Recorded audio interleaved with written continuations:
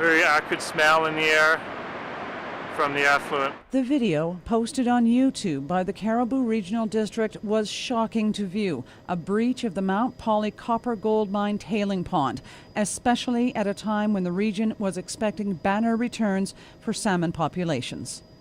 For both the Chilco and the Quesnel combined is approximately 4 million fish coming back. So we don't know what proportion are supposed to go into the Quesnel, but if the effluent and the metals affect the main stem of the Fraser, both of those stocks could actually be affected.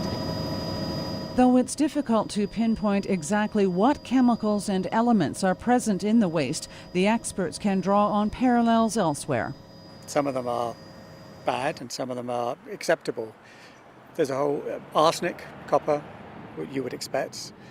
Mercury sometimes is another product that you might find.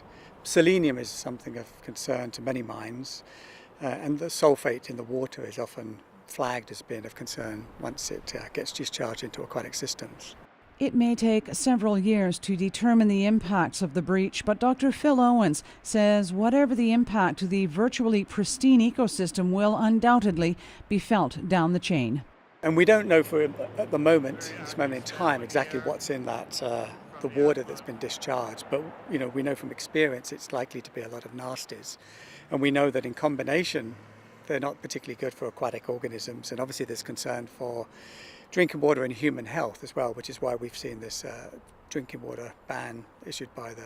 Both doctors Phil Owens and Ellen Pettigrew are headed to the site to see what impacts this event has had on the Quesnel River Research Centre, located downstream of the breach.